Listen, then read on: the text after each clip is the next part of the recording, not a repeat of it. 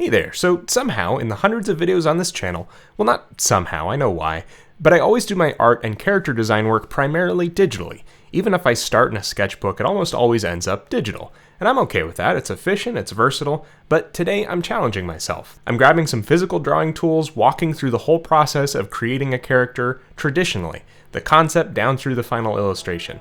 If there's any art thing you see along the way, I've got links in the description below to them all, and of course, I'll mention them too.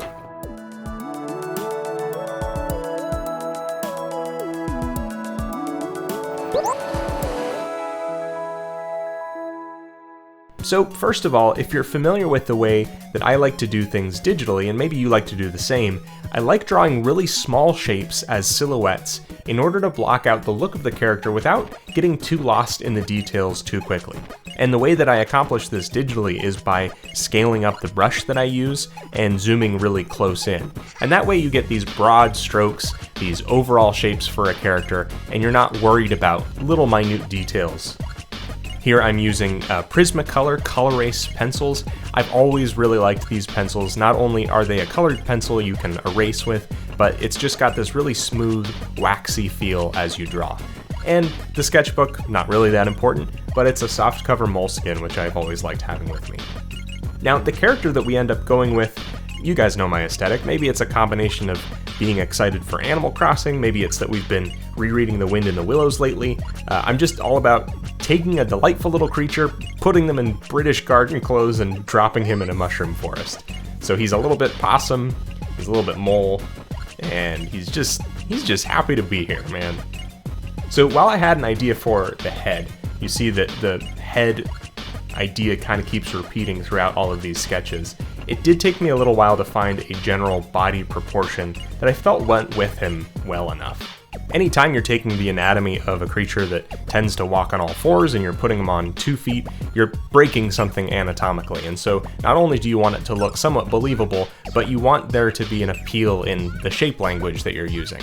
Once I've done enough iterative sketches, I'm confident enough to lay down what I consider to be the final concept for the character.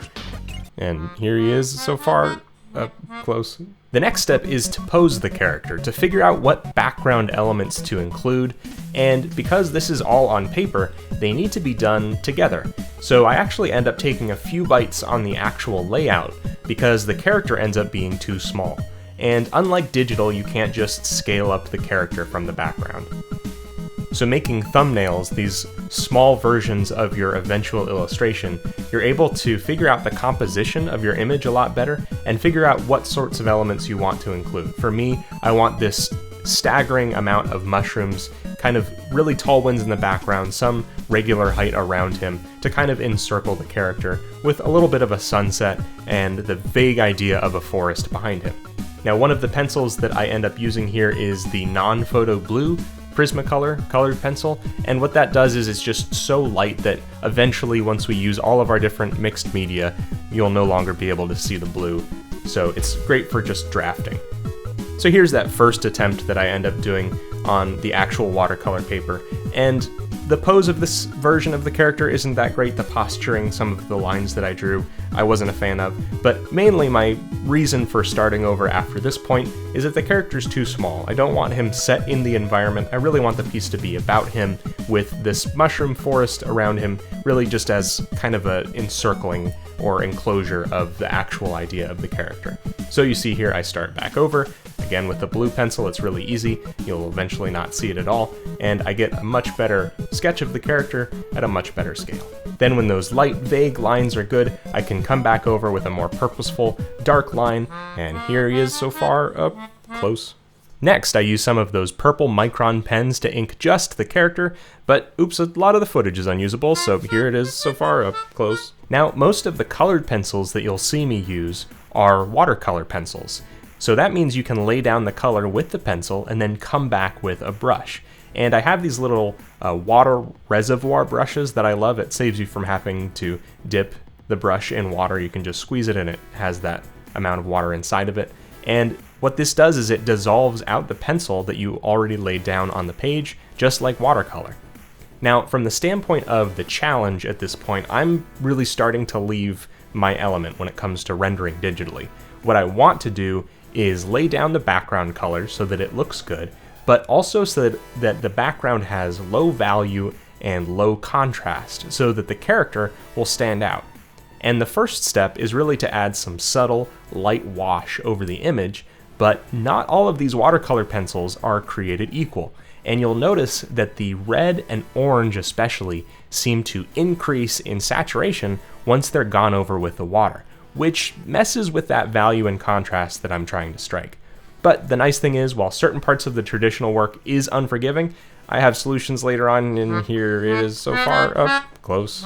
Now here's where things start to get really interesting. So we have that light wash down, but using Posca paint pens, which are opaque, and some of this white paint, we can start adding extra detail and layering. And this is where the image really starts to get some dimension to it. A lot of this so far feels very backwards to the way that I'm used to doing things digitally, and it's not going ideally necessarily, but I am happy with it given the rusty nature of my traditional skills. I end up blending a lot of the colors here, and if I get to it with the brush quick enough, I can actually blend the Posca pens. So the sunset in the back was a little bit tricky, I think at a certain point, and it's exactly the point where I add a little yellow, that it gets very muddy. And my corrective measure for a lot of the image, especially when it's high contrast or very saturated, is to hit it with a little bit of this white paint. It's a white mixing acrylic paint.